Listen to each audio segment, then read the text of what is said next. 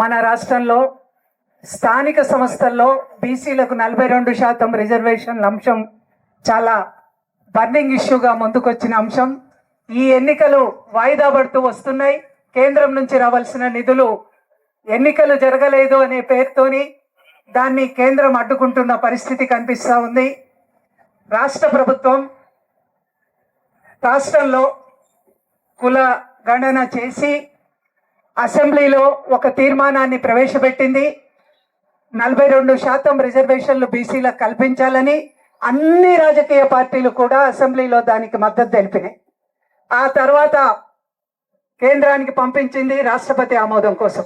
కానీ అది అక్కడ పెండింగ్లో పెట్టి ఇక్కడ ఆమోదం తెలిపారు. అక్కడ మాత్రం ఆ బిల్లును చట్టం చేయడానికి ఏమాత్రం కేంద్ర ప్రభుత్వం అనుకూలంగా లేదు. ఆ తర్వాత రాష్ట్ర ప్రభుత్వం ఆర్డినెన్స్ని తీసుకొచ్చి గవర్నర్ ఆమోదానికి పంపిన సందర్భంగా గవర్నర్ దాన్ని పెండింగ్లో పెట్టి చివరికి కేంద్ర హోంశాఖకు పంపించి దాన్ని ఆ రకంగా కేంద్రంలోనే దాన్ని ఉంచుకొని దాన్ని అడ్డుకుంటున్న పరిస్థితి కనిపిస్తూ ఉంది. మనం సిపిఎం పార్టీగా డిమాండ్ చేస్తూ ఉన్నాం, వెంటనే పార్లమెంటులో ఈ బిల్లును ప్రవేశపెట్టి బీసీలకు 42% రిజర్వేషన్లు స్థానిక సంస్థల్లో కల్పించే విధంగా చట్టం చేయాలని కోరుతా ఉన్నాం. కానీ ఈరోజు కేంద్రంలో ఉన్న బీజేపీ ప్రభుత్వం నోటితో ఒక మాట రాష్ట్రంలో చెప్తూ మళ్ళీ అక్కడ అడుగడుగునా అడ్డుకుంటున్న పరిస్థితి ఉంది. ఎక్కడ అడ్డం వచ్చింది? అన్నిటికీ ఆమోదం తెలిపారు కదా, మరి ఎందుకు దానికి చట్టం చేయడానికి ఎందుకు మీకు ఏమడ్డం వస్తుందని ప్రశ్నిస్తా ఉన్నా. రాష్ట్రం నుంచి 8 మంది ఎంపీలను పంపించి 2 మంత్రులు కేంద్రం నుంచి ఇక్కడి నుంచి ఉండి రాష్ట్రం నుండి ఎందుకు అడ్డుకుంటున్నారు? కేంద్రం మీద ఒత్తిడి తీసుకొచ్చి ఆ బిల్లును ఆమోదింపజేసి తెలంగాణ రాష్ట్ర ప్రజలకు ప్రాతినిధ్యం వహిస్తున్న మీరు ఎందుకు దాన్ని ఆ రకంగా నానుస్తున్నారు? ఈరోజు చెప్తున్నారు ఆ 42% రిజర్వేషన్లలో మైనార్టీలు కూడా ఉన్నారు కాబట్టి వాళ్ళు లేకుండా అయితే అప్పుడు ఆ చట్టానికి ఆమోదం తెలుపుతామని ఈరోజు కిషన్ రెడ్డి గాను బండి సంజయ్ గాని తెలుపుతా ఉన్నారు. ఎందుకు? మీరున్న రాష్ట్రాల్లో ఏం చేస్తున్నారు? అక్కడ మైనార్టీలకు అమలైతే లేవా? ఆ రిజర్వేషన్లలో కలిసి లేవా? అత్యంత వెనుకబడిన ఓబీసీలుగా చెప్పబడుతున్న మైనార్టీలు ఈరోజు దూదేకులు కావచ్చు, ఇతర కాషా కావచ్చు, ఫకీర్ సాబులు కావచ్చు, అత్యంత వెనుకబడిన తరగతికి సంబంధించిన మైనార్టీలు ఈ రోజు ఆ రిజర్వేషన్లలో కవర్ అవుతున్నారు. మన పక్కకున్న ఆంధ్రప్రదేశ్ లో కూడా రిజర్వేషన్లలో ఆ మైనార్టీలకు రిజర్వేషన్లు ఉన్నాయి, అందులోనే వాళ్ళు భాగమై ఉన్నారు. మరి ఇక్కడెందుకు? దీన్ని అడ్డుకునేటందుకు బీసీలకు రిజర్వేషన్లు కల్పించే విషయంలో అడ్డుకునేందుకు మీ కుంటి సాకులు మాత్రమే అని మనకు స్పష్టంగా అర్థమవుతుంది. మొన్న ఇక్కడే పెద్ద ధర్నా పెట్టి బీసీలకు మేము అనుకూలంగా ఉన్నామని బీజేపీ చెప్పింది. ఎక్కడ నీ అనుకూలత? ఆచరణలో ఎక్కడ చూపిస్తున్నామని సిపిఎం పార్టీ ప్రశ్నిస్తూ ఉంది. ఖచ్చితంగా నిలబడాలి. 42% రిజర్వేషన్ బిల్లును వెంటనే పార్లమెంట్ లో ఆమోదించాలని ఈ సందర్భంగా కోరుతూ మన పార్టీ ఆధ్వర్యంలో ఈ రోజు ఇక్కడ ధర్నా నిర్వహిస్తా ఉన్నాం. ముందుగా మన పార్టీ కేంద్ర కమిటీ సభ్యులు కామ్రేడ్ తమ్మినేని వీరభద్రం గారిని ధర్నాను ఉద్దేశించి మాట్లాడాల్సిందిగా కోరుతా ఉన్నాను. వేదికపై ఉన్న పార్టీ నాయకత్వం, ఇక్కడ హాజరైన కామ్రేడ్స్, మిత్రులు అందరికీ నమస్కారం. జ్యోతి గారు చెప్పినట్టుగా ఈరోజు బీసీ రిజర్వేషన్లు రాబోయే పంచాయతీ ఎన్నికల్లో బీసీల రిజర్వేషన్ అమలు జరగాలనే డిమాండ్ చాలా ప్రస్ఫుటంగా ముందుకొచ్చింది. రాజకీయ పార్టీలు కూడా ఈ చర్చలో పాల్గొనక తప్పడం లేదు. అందరూ మేమే దానికి ముందు ఉండాలంటే మేమే ముందు ఉండాలన్నట్టుగా పోటీలు పడి కార్యక్రమాలు చేస్తున్నాయి. కానీ ఈ రోజున సిపిఎం పార్టీ చేస్తున్న కార్యక్రమం ఆ పోటీ కోసం చేస్తున్న కార్యక్రమం కాదు. ఎందువల్లంటే ఇప్పుడు వచ్చిన ఎన్నికల కోసం, ఎన్నికల ముందు వచ్చిన డిమాండ్ల కోసం సిపిఎం స్పందించలేదు. మొదటి నుంచి సమాజంలో రిజర్వేషన్ల గురించి, బీసీల రిజర్వేషన్ల గురించి కూడా చాలా స్పష్టమైన అవగాహనతో సిపిఎం పార్టీ ఉంది. మీ అందరికీ తెలుసు, దేశంలో చాలా కాలం రిజర్వేషన్లు ఉండాలి అనేది ఒకవైపున ఉద్యమాలు నడిస్తే, రిజర్వేషన్లు ఉండకూడదు, మెరిట్ని బట్టి అన్ని నిర్ణయం జరగాలి, ప్రతిభ ఉన్న వాళ్ళని పక్కన పెట్టి ప్రతిభ లేకపోతే లేదా ప్రతిభ తక్కువగా ఉంటే రిజర్వేషన్ పేరుతో వాళ్ళు ముందుకు తీసుకురావటం ఏంటనే చర్చ చాలామంది అగ్రకులాలకు సంబంధించిన వాళ్ళు చేశారు. కానీ మొదటి నుంచి కమ్యూనిస్టులు తీసుకున్న వైఖరి ఏంటంటే, వెనకబడటం అనేది, ప్రతిభ తక్కువ ఉండడం అనేది వ్యక్తిగతంగానో కుటుంబ పరంగానో వాళ్ళు చేస్తున్న పాపమో లేక వాళ్ళ చేతకాంతనమో కాదు. దళితులైనా, బీసీలైనా, ఎస్టీలైనా, మోస్ట్ బ్యాక్వర్డ్ బీసీలైనా వీళ్ళందరూ సమాజంలో వెనకబడుతున్నారంటే, చదువులో, ఆర్థికంగా ఇతరులతో పోటీ పడలేకపోతున్నారంటే అది వాళ్ళకి తెలివిలేక కాదు, సమాజమే వాళ్ళని ఆ రకంగా అణిచిపెట్టింది. సమాజం అంటే ఇప్పుడు మనమందరం కాకపోవచ్చు, మా తాతలు ముత్తాతలు, మన ముత్తాతల ముత్తాతలు కొన్ని వేల సంవత్సరాలుగా కొన్ని కులాలపైన, కొన్ని తరగతులపైన ఆంక్షలు విధించి వీళ్ళు చదవడానికి వీలు లేదు, వీళ్ళ ఆస్తి కలిగి ఉండడానికి వీలు లేదు అని వేల సంవత్సరాల పాటు ఆంక్షలతో నడిపిన సమాజం మనకు తెలుసు. దళితులు చదవడానికి వీలు లేదు, చదివితే వేదం చదివితే లేదా వేదం వింటే వాళ్ళ చెవుల్లో సీసం పోయాలి అనే రకంగా దుర్మార్గమైన చేష్టలు చేసిన సమాజం ఉంది. పెద్ద కులాల బజార్లలో దళితులు నడిస్తే ఆ బజారు అంటైపోతుంది కాబట్టి తాటాకులు కట్టుకుని నడవాలని శాసించినటువంటి దుర్మార్గమైన సమాజం ఉంది. ఇంకా అనేకం చెప్పవచ్చు ఇట్లాంటి వివక్షతలు. ఆ రకంగా అణిచివేయబడ్డ కులాలకు ప్రజాస్వామ్యం వచ్చిన తర్వాత, రిపబ్లిక్ ఏర్పడిన తర్వాత మిగతా సమాజంతో సమానం కావాలంటే ఒకేసారి వాళ్ళకి బలం ఎట్లా వస్తుంది? ఇప్పుడు అవకాశాలు ఇస్తున్నాం, మీరు అన్ని స్కూళ్ళలో చదవచ్చు, అన్ని విద్యలు నేర్వచ్చు, ఏ ఉద్యోగమైనా చేయొచ్చు అని అంటే ఆ చదవటానికి ఉండే స్తోమత ఉండాలి కదా. విమానాలు ఎక్కడానికి అందరికీ స్వేచ్ఛ ఉంటుంది, ఎవరైనా ఎక్కొచ్చు, మీరైనా ఎక్కొచ్చు, నేనే ఎక్కొచ్చు. విమానం ఎక్కకూడదని ఎక్కడ రూల్ ఉండదు రాజ్యాంగంలో. కానీ విమానం ఎక్కడానికి అవసరమైన పైసలు జేబులో ఉండాలి కదా. ఆ లేకపోవడానికి కారణం ఎవరు? నీకు ఆస్తే ఉండడానికి లేదని చట్టం ఉంది. దళితులకు ఆస్తి ఉండకూడదు, ఎక్కడన్నా పొరపాటున ఒక గేదో ఒక మేకో ఆస్తిగా ఉంటే దాన్ని లాక్కునే హక్కు అగ్రవర్ణాలకు ఉందని చట్టంలో ఉంది, మనధర్మ శాస్త్రంలో ఉంది. అట్లాంటి సమాజంలో ఉన్న దళితుడు, బీసీ లేక ఎస్టీ వాళ్ళు ఆస్తి ఎట్లా సంపాదిస్తారు? ఆస్తి లేకుండా చదువు ఎట్లా సంపాదిస్తారు? చదువు లేకుండా ఉద్యోగాలు ఎట్లా సంపాదిస్తారు? ఉద్యోగాలు లేకుండా సంస్కృతి ఎట్లా వస్తుంది? నాగరిక సమాజ నిర్మాణంలో వాళ్ళు పాత్రధారి ఎట్లా అవుతాడు? కాబట్టి దీని అంతటికీ వ్యక్తిగతంగా ఎవరో వెనకబడ్డోళ్ళు కారణం, ఆ కులం కారణం కాదు. ఆ కులాన్ని, ఆ మనిషిని అణగదొక్కినటువంటి మొత్తం సమాజం దానికి కారణం. కాబట్టి తప్పు చేసిన సమాజమే దాన్ని సరిదిద్దుకోవాలి. ఆ సమాజమే వెనకబడిన వాళ్ళకు కొంత అవకాశం ఇవ్వాలి. తన వాటా కొంత వదులుకొని ఆ వాటాని వాళ్ళకి ఇచ్చి మరి పైకి తీసుకురావాలనేది రిజర్వేషన్ యొక్క మూలం. ఆ రిజర్వేషన్లో కొన్ని కులాల కోసం కొంతమంది దెబ్బలాడవచ్చు, కొన్ని కులాల కోసం కొంతమంది దెబ్బలాడవచ్చు. సంఘ సంస్కర్తలు అనేక మంది చరిత్రలో ఉన్నారు. అంబేద్కర్ ఉన్నాడు, పూలే ఉన్నాడు, ఇంకా అనేక మంది వెనక కాలం నుంచి కూడా ఆ సమానత్వాన్ని సాధించే దానికోసం, అట్టడుగునున్న వాళ్ళని చేయి బట్టి పైకి లేపేదానికోసం జరిగిన ప్రయత్నాలు ఉన్నాయి. ఈ ప్రయత్నాలన్నింటికీ ఆది నుండి కమ్యూనిస్ట్ పార్టీలు పుట్టిన దగ్గర నుంచి సమర్థిస్తూ వస్తున్నాయి, ఇప్పటికీ వాడిని బలపరుస్తూ వస్తున్నాయి. కాబట్టి రిజర్వేషన్లు కావాలనే మాట రాజకీయాల కోసం, వచ్చే పార్లమెంట్ ఎన్నికల కోసం, వచ్చే శాసనసభ ఎన్నికల కోసం లేదా స్థానిక సంస్థల ఎన్నికల కోసం మాట్లాడే మాటలు కావు.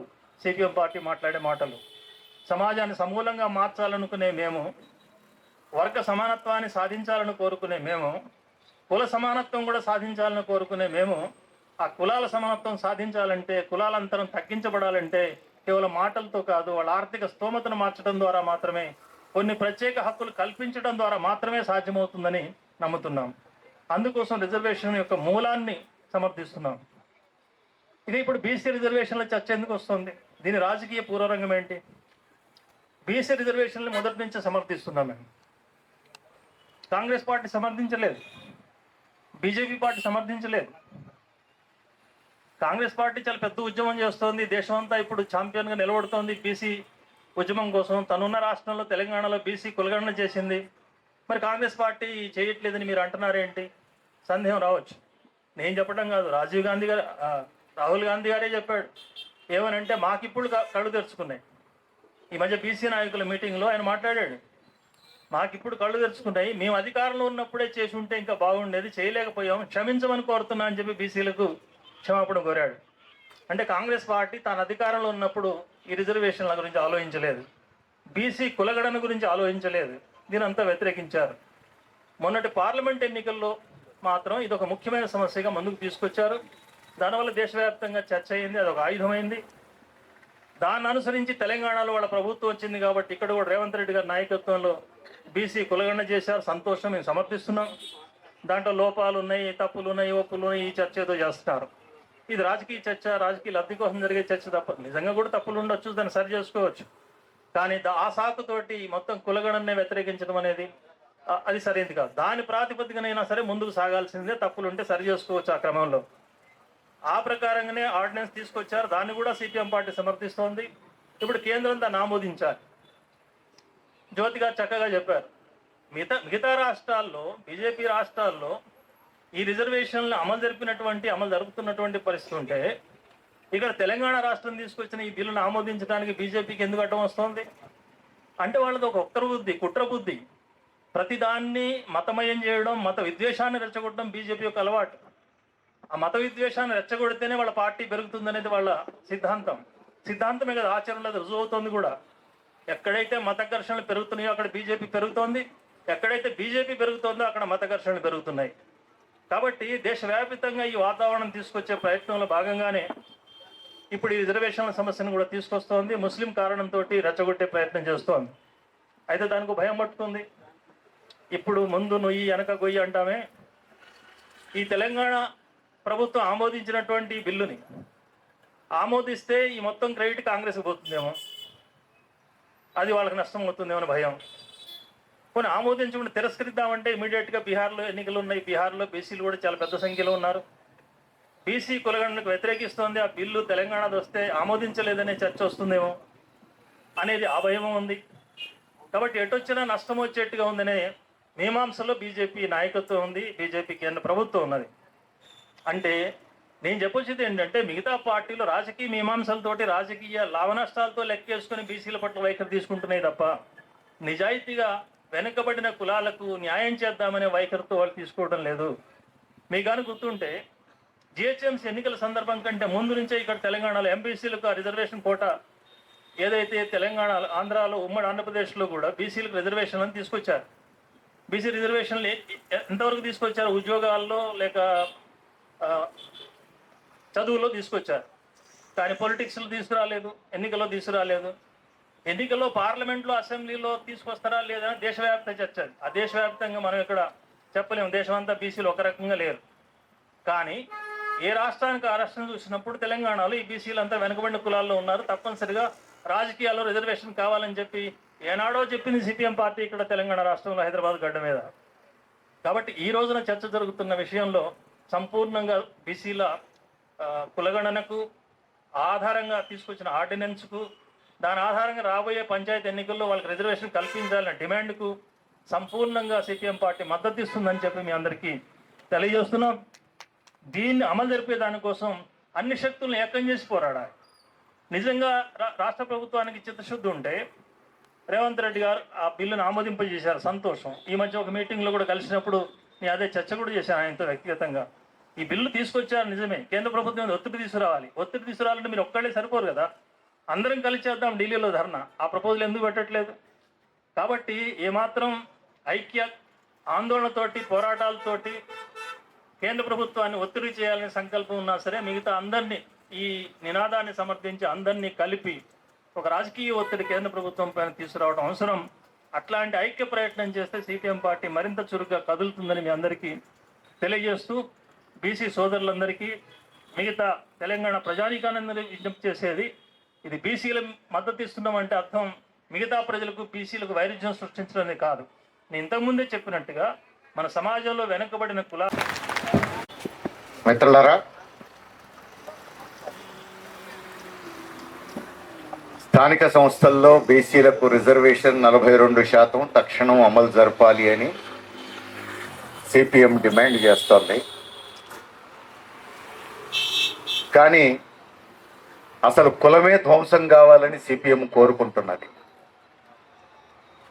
సమాజంలో కుల వ్యవస్థ ఉండడానికి వీల్లేదు అని సిపిఎం కోరుకుంటున్నది. నిచ్చెన మెట్ల కుల వ్యవస్థ ద్వారా గ్రామాల్లో భూస్వాముల దోపిడీ, పట్టణాల్లో పెట్టుబడిదారుల దోపిడీ నిరాఘాటంగా నడిచేందుకు, పేదల ఐక్యం కాకుండా చూసేందుకోసమే ఈ కులాన్ని కొనసాగిస్తున్నారు అని సిపిఎం అభిప్రాయం. అత్యంత ఆధునికమైనటువంటి పెట్టుబడిదారులు కూడా, అంబానీలు, అదానీలు లాంటి వాళ్ళు కూడా ఇప్పుడు కులాన్ని పోషించే పనిలో ఉన్నారు. ఇదంతా కార్మిక వర్గాన్ని ఐక్యం కాకుండా చూడడం కోసం అని సిపిఎం బలంగా అభిప్రాయపడుతున్నది. అదే సమయంలో కులం ధ్వంసమయ్యేదాకా, కుల వ్యవస్థ అంతమయ్యేదాకా ఉన్నటువంటి అంతరాలను ఎంతో కొంత వేడి నీళ్లకు చన్నీళ్ళు అన్నట్టయినా కొద్దో గొప్ప సరిదిద్దాలి అంటే రిజర్వేషన్లు అవసరము అని కూడా సిపిఎం మొదటి నుంచి అభిప్రాయపడుతున్నది. అందులో భాగంగానే ఇప్పుడు స్థానిక సంస్థల్లో రిజర్వేషన్లను కూడా చూస్తున్నాం. కానీ ఒకప్పుడు సుప్రీంకోర్టు మొత్తం రిజర్వేషన్లు 50% మించొద్దని చెప్పిందనే సాకుతో ఆనాటి రాష్ట్ర ప్రభుత్వం స్థానిక సంస్థల్లో ఉన్నటువంటి రిజర్వేషన్లను కుదించింది. ప్రభుత్వం చేయాల్సిన పని అది కాదు. ఉన్న రిజర్వేషన్లను కుదించడం కాదు ప్రభుత్వం చేయవలసిన పని. రిజర్వేషన్లను 42% పెంచడం ఎట్లా అనేది చూడాలి. దానికోసం కేంద్రం మీద ఒత్తిడి తెచ్చి ఉండాల్సింది, కేంద్ర ప్రభుత్వంతో కొట్లాడి ఉండాల్సింది, రాష్ట్రంలో ఉన్న వివిధ రాజకీయ పక్షాలను ప్రజా సంఘాలను కలుపుకొని ఉద్యమం నడిపి ఉండాల్సింది. కానీ గత ప్రభుత్వం సింపుల్గా సుప్రీంకోర్టు తీర్పు అనే సాకు చూపించి తప్పించుకున్నది. ఇప్పుడు జరుగుతున్నది ఏమిటి? స్థానిక సంస్థల్లో రిజర్వేషన్లు అనేది ఒక రాజకీయ కొట్లాటలో భాగంగా మారుతోంది. వివిధ రాజకీయ పక్షాలు ఎవరు ఎట్లా లాభం పొందాలి ఈ డిమాండ్తో, ఈ పేరుతో అని చూస్తున్నారు. ఇది వెనకబడిన తరగతులకు ఎంతో కొంత న్యాయం చేయాలనేటువంటి దృక్పథంతో జరుగుతున్న పని కాదు. ఇదంతా ఓట్ల రాజకీయం. ఈ ఓట్ల రాజకీయం ఇట్లా సాగడానికి వీల్లేదు అని సిపిఎం కోరుతా ఉంది. ఇది ఓట్ల పంచాయతీ కాదు. సమాజంలో ఉన్నటువంటి జాడ్యాన్ని సరిదిద్దేందుకు తీసుకోవాల్సిన తక్షణ చర్యలు, దీర్ఘకాలిక చర్యలకు సంబంధించిన సమస్య. దీన్ని వదిలిపెట్టి ఇప్పుడు రిజర్వేషన్లను కానీ కులగణనను కానీ మొత్తం కులం చుట్టూ తిప్పడానికి, కులం పేరుతో విభజనను మరింత పెంచడానికి, ఈ కులం పేరుతో ఓట్ బ్యాంకును సృష్టించుకోవడానికి వాడుకునే ప్రయత్నాలు ఇప్పుడు జరుగుతూ ఉన్నాయి. తెలంగాణ సమాజంలో ఎర్ర జెండా పార్టీలు తప్ప అన్ని పార్టీలు ఈ పనే చేస్తున్నాయనేది స్పష్టం. కానీ ఈరోజు రాష్ట్ర ప్రభుత్వం ఒక మంచి పని చేసింది. కేంద్ర ప్రభుత్వం కులగణన చెయ్యను అని చెప్తా ఉంటే సుప్రీంకోర్టుకు రాతపూర్వకంగా కూడా మోడీ ప్రభుత్వం కులగణన చేయడం సాధ్యం కాదు అని ఇచ్చినటువంటి నేపథ్యంలో ఎందుకు సాధ్యం కాదు, మేము చేసి చూపిస్తామని తెలంగాణ రాష్ట్ర ప్రభుత్వం కులగణన చేసింది. ఇది మంచి ప్రయత్నం. అందుకే సిపిఎం దానికి మద్దతునిచ్చింది. కులగణన చేయటమే కాదు, 42% రిజర్వేషన్లు స్థానిక సంస్థల్లో అమలు జరపాలి, రానున్న ఎన్నికలతోనే ఇది అమలు జరగాలి అని కూడా రాష్ట్ర ప్రభుత్వం నిర్ణయించింది, శాసనసభలో తీర్మానం చేసింది. ఇవన్నీ మనందరికీ తెలిసినవే. కానీ ఇక్కడ సమస్య, హైకోర్టు తీర్పుతో తక్షణం స్థానిక సంస్థలకు ఎన్నికలు జరగాలి. కానీ స్థానిక సంస్థల ఎన్నికల్లోపు కేంద్ర ప్రభుత్వం చట్టం చేయడానికి సిద్ధంగా లేదు. 42% రిజర్వేషన్లు అమలు జరగాలి అని అంటే 50% రిజర్వేషన్లనే క్యాప్ తొలగించాలి. ఈ పని చేయాల్సింది కేంద్రంలో ఉన్న మోడీ ప్రభుత్వం. పార్లమెంట్లో చట్టం చేయాలి. ఆ పని చేయడానికి మోడీ ప్రభుత్వం సిద్ధంగా లేదు. ఇక్కడ ఆర్డినెన్స్ జారీ చేసింది రాష్ట్ర ప్రభుత్వం. దాని మీద గవర్నర్ సంతకం చేయాలి. సంతకం చేయాల్సిన గవర్నరు ఆర్ఎస్ఎస్కు చెందిన వ్యక్తి, బీజేపీ వ్యక్తి. కాబట్టి దీన్ని లీగల్ పరిశీలన పేరుతో కేంద్రానికి పంపాడు. ఇప్పుడు లీగల్ పరిశీలన పేరుతో దాన్ని ముట్టి కింద పెట్టుకొని కూర్చున్నారు వాళ్ళు. ఇంతకంటే అన్యాయం ఇంకొకటి లేదు. ఇది కాదు చేయాల్సినటువంటి పని. ఇప్పుడు ఎన్నికలు జరగాలంటే 42% రిజర్వేషన్లు లేకుండా పాత పద్ధతుల్లో జరగాల్సిన పరిస్థితి లేదు. 42% రిజర్వేషన్లు అమలు జరపాలి అని అంటే చట్టం మారేదాకా, ఇక్కడ ఆర్డినెన్స్ సంతకం అయ్యేదాకా ఎన్నికలు వాయిదా పడుతూ ఉండాలి. ఇది కర్ర విరక్కుండా, పాము జావకుండా, బాధితులకు న్యాయం జరగకుండా దాటవేత పద్ధతి. అంతేకాదు బీజేపీ మేము బీసీల కోసం ఉన్నాం, మేము బీసీల కోసం ఉన్నామని చెప్పేసి మాట్లాడతారు. బీసీల కోసం ఉన్నావో లేదో నువ్వు ఆచరణలో కదా తేల్చాల్సిందే. మరి ఇప్పుడు రిజర్వేషన్ల సంగతి ఎందుకు తేల్చట్లేవు? తెలంగాణలో స్థానిక సంస్థల రిజర్వేషన్ల సంగతి ఎందుకు నువ్వు దాటవేస్తున్నావు? కేంద్రంలో అధికారం నీ చేతుల్లో ఉంది. నువ్వు చేయదలుచుకుంటే ఇప్పుడు పార్లమెంట్లో బిల్లు పెట్టొచ్చు, చట్టం చేయొచ్చు. దాన్ని నువ్వు పార్లమెంట్లో బిల్లు పెడితే ఎవరి రంగేమిటో తేలిపోతుంది కదా, నీ రంగేమిటో తేలిపోతుంది. ఎవరు సమర్థిస్తారు, ఎవరు వ్యతిరేకిస్తారో, ఏ జెండా రంగేమిటో కూడా తేలిపోతుంది కదా. ఆ పని చేయడానికి ఎందుకు సిద్ధంగా లేవు అని చెప్పేసి ఇలా సిపిఎం అడుగుతా ఉంది. ఇచ్చినటువంటి ఆర్డినెన్స్ను దాటవేయడం కోసం ఢిల్లీకి పంపిస్తే కాదు, గవర్నరే నిర్ణయం తీసుకోమని చెప్పేసి వెనక్కి ఎందుకు పంపవు? దాన్ని అక్కడ ఫైల్లో పెట్టి ఎందుకు కూర్చుంటావు? కాబట్టి ఇది బీజేపీ ఆడుతున్నటువంటి నాటకాల్లో భాగం తప్ప మరొకటి కాదు. అంతేకాదు, ఇక్కడ బీజేపీ కొత్త అధ్యక్షుడు ఒక కొత్త పాట మొదలుపెట్టాడు. మేము బీసీల కోసమే ఉన్నాం, కానీ ముస్లిం రిజర్వేషన్లు ఉండవు అని చెప్పేసి, ముస్లింలకు అందులో రిజర్వేషన్లు ఇవ్వము అని చెప్పేసి రేవంత్ రెడ్డి గారు చెప్తే బీసీ రిజర్వేషన్లకు మద్దతునిస్తాడట ఆయన. పిచ్చి కుదిరింది, రోకల్మండ తలకాయకి చుట్టూ అన్నట్టుగా ఉంది బీజేపీ నాయకుల వాదన. మన రాజ్యాంగం ఏం చెప్తోంది, చట్టం ఏం చెప్తోంది? రిజర్వేషన్లకు మతానికి సంబంధం లేదు. రిజర్వేషన్లకు సామాజిక వెనుకబాటుతనానికి మాత్రమే సంబంధం ఉన్నది. సామాజికంగా వెనుకబడిన తరగతులు హిందువుల్లో ఉంటారు, ముస్లిముల్లో ఉంటారు, క్రైస్తవుల్లో ఉంటారు, సిక్కుల్లో ఉంటారు, జైనుల్లో ఉండొచ్చు, బౌద్ధుల్లో ఉండొచ్చు, మరి ఏ మతంలోనైనా ఉండొచ్చు. మతానికి రిజర్వేషన్లకు సంబంధం లేదు. ఇది రాజ్యాంగం చెప్పే విషయం, ఇది చట్టం చెప్పే విషయం. అందుకే ఎవరికైనా బీసీ రిజర్వేషన్లు కల్పించాలి అంటే బీసీ కమిషన్ వేయండి, విచారణ జరపండి. విచారణలో సామాజికంగా, ఆర్థికంగా, సాంఘికంగా వాళ్ళు వెనుకబడి ఉన్నారు అని చెప్పి సాధికారంగా, శాస్త్రీయంగా రుజువులుంటే వాటి ప్రాతిపదిక మీద ప్రభుత్వం నిర్ణయం తీసుకోవాలి అని రాజ్యాంగం చెప్తోంది. సుప్రీంకోర్టు చెప్పింది కూడా అదే, అనేక సందర్భాల్లో హైకోర్టులు చెప్పింది కూడా అదే. కాబట్టి ఇది వెనుకబాటుతనానికి సంబంధించిన విషయం తప్ప మతానికి సంబంధించిన విషయం కాదు. అంతేకాదు, ఇది కులాలకు సంబంధించిన విషయం కూడా కాదు. మన రాజ్యాంగం ప్రకారం వెనుకబడిన కులాలు అని వాడుకలో వచ్చింది, అందరూ వాడుతున్నారు. కానీ రాజ్యాంగంలో ఎక్కడ వెనుకబడిన కులాలు అని లేదు, వెనుకబడిన తరగతులు అని మాత్రమే రాజ్యాంగంలో ఉంది. ఎందుకు వెనుకబడిన తరగతులు అని పెట్టారు రాజ్యాంగంలో? ఆర్థికంగా, సామాజికంగా, సాంఘికంగా వెనుకబడినటువంటి సెక్షన్స్ ఎక్కడుంటే అక్కడ. ఒకే కులం దేశంలో అనేక రాష్ట్రాల్లో ఉంది.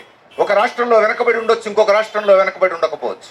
ఒక ప్రాంతంలో వెనుకబడి ఉండొచ్చు, ఇంకొక ప్రాంతంలో వెనుకబడి ఉండకపోవచ్చు. అందుకని కులం ప్రాతిపదికగా కూడా వెనుకబాటుతనాన్ని నిర్ణయించట్లేదు. మన రాజ్యాంగం తరగతులు అనే పదం వాడింది. అందుకే వెనుకబడిన తరగతులు, బ్యాక్వర్డ్ క్లాసెస్ అని వాడింది మన రాజ్యాంగం. ఈ మాత్రం సోయి మరి బీజేపీ రాష్ట్ర అధ్యక్షుడికి ఎందుకు లేదు అని అడుగుతున్నాం. రాజ్యాంగం తెలవదా? చట్టం తెలవదా? ఇవేం తెలవకుండానే కేంద్రంలో అధికారంలో ఉన్న పార్టీకి నువ్వు రాష్ట్రంలో అధ్యక్షుడి అయ్యావే, మరి ఈ మాత్రం చట్టం, రాజ్యం తెలవకుండా, సోయి లేకుండానే నేను అన్ని మాట్లాడుతున్నావా? లేదు, నీకు రాజ్యాంగం తెలిస్తే, చట్టం తెలిస్తే మరి ఇట్లాంటి మాటలు ఎందుకు మాట్లాడుతున్నావు? ఇట్లాంటి మాటలు ఎందుకు మాట్లాడుతున్నావు అంటే బీజేపీ వాళ్లకు పిల్లికి పిడుకు అర్ధరాత్రి నిద్ర లేపిన మతం తప్ప ఇంకొకటి కనబడేటువంటి పరిస్థితి లేదు, వినబడే పరిస్థితి లేదు. పేద ప్రజల మధ్య మతం పేరుతో చిచ్చు పెట్టడం తప్ప వాళ్ళకి ఇంకొక దారి లేదు, ఇంకొక మార్గం లేదు. కాబట్టి రిజర్వేషన్లను కూడా మతం పేరుతో చిచ్చు పెట్టేటువంటి ప్రయత్నం ఈరోజు చేస్తా ఉన్నారు. అందుకని ఇప్పుడు బీసీలకు రిజర్వేషన్లు 42% అని అంటే వాళ్ళు ఏ మతానికి చెందిన వాళ్ళైనా బీసీలు అయితే వర్తిస్తాయి కదా. మతానికి ఈ రిజర్వేషన్లకు సంబంధం లేదు కదా. ఇక్కడ మతానికి రిజర్వేషన్లకు ముడిపెట్టి ముస్లింలకు ఇవ్వము అని అంటే సమర్థిస్తారట. అంటే ప్రతిదీ మతంతో ముడిపెట్టి చిచ్చు పెట్టే ప్రయత్నం చేస్తున్నారు. ప్రజల మధ్య చిచ్చు పెట్టే ప్రయత్నం చేస్తున్నారు. ప్రజలు ప్రశాంతంగా బతకడం బీజేపీకి ఇష్టం లేదు. ఏ రోజైతే సమాజంలో ప్రజలు ప్రశాంతంగా బతకగలుగుతారో ఆ రోజు బీజేపీకి పుట్టగతులుండవు, ఢిల్లీ పీఠం ఉండదు. ఎప్పటి వరకైతే మతం పేరుతో, కులం పేరుతో సమాజంలో అపార్థాలు పెంచుకొని ఒకళ్ళ మీద ఒకళ్ళు అపోహలతో, ఘర్షణలతో, మతపరమైన విభజనలతో, అనుమానాలతో వ్యవహరిస్తారో అప్పటి వరకే బీజేపీకి పుట్టగతులు ఉంటాయి. అందుకనే ఇక్కడ రిజర్వేషన్లలో కూడా కులాన్ని పెట్టి కెలికేటువంటి ప్రయత్నం బీజేపీ నాయకులు చేస్తున్నారు. తెలంగాణ సమాజం అర్థం చేసుకోవాలి, తెలంగాణలో ఉన్నటువంటి ప్రజానీకం అంతా అర్థం చేసుకోవాలి. ఇది మతానికి సంబంధించింది కాదు, వెనుకబాటుతనానికి సంబంధించిన విషయం. ఖచ్చితంగా అందరం ఐక్యంగా కొట్లాడాలి. బీజేపీ మెడలు వంచాలి. 42% స్థానిక సంస్థల్లో రిజర్వేషన్లు సాధించుకునేంత వరకు తెలంగాణ ప్రజలు ఐక్యంగా కదలాలని చెప్పేసి సిపిఎం విజ్ఞప్తి చేస్తా ఉంది. రాష్ట్ర ప్రభుత్వానికి కూడా ఏమాత్రం చిత్తశుద్ధి ఉన్నా అఖిల పక్షాన్ని పిలవండి, అఖిల పక్షాన్ని ప్రధానమంత్రి దగ్గరికి తీసుకెళ్ళండి. కేవలం మీ ప్రజాప్రతినిధులు పోయి అక్కడ ఢిల్లీలో ధర్నా చేస్తే ఇది రాజకీయ కొట్లాటగా మాత్రమే కనబడుతుంది, బీజేపీ కాంగ్రెస్ల మధ్య పంచాయతీగా మాత్రమే కనబడుతుంది. అది చేయొద్దనట్లేం, కానీ అది సరిపోదు, అది అపార్థాలకే మిగుల్చుతుంది. అన్ని పార్టీలను తీసుకుపోండి, వచ్చేటోళ్ళు వస్తారు, రానోళ్ళు రారు, చిత్తశుద్ధి ఉన్నోళ్ళు వస్తారు, నీతో పాటు ఢిల్లీలో ధర్నాకు సిద్ధపడతారు. ఆ పని చేయండి అని చెప్పేసి అడుగుతున్నాం. అంతేకాదు రాష్ట్ర చరిత్రలో, ఉమ్మడి రాష్ట్ర చరిత్రలో కూడా బీజేపీకి 2 కేంద్ర మంత్రులు లేరు. మరి ఇప్పుడు కిషన్ రెడ్డి గారు ఉన్నారు, బండి సంజయ్ గారు ఉన్నారు.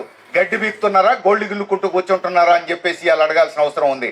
ఎందుకంటే కేంద్రంలో మీరు మంత్రులు, తెలంగాణలో ఇంతటి సీరియస్ సమస్య ఉంటే దాని పరిష్కారం కోసం మీరు ఏం చేస్తున్నారు? ఇప్పుడు నోరు పెగలట్లేదు ఎందుకు?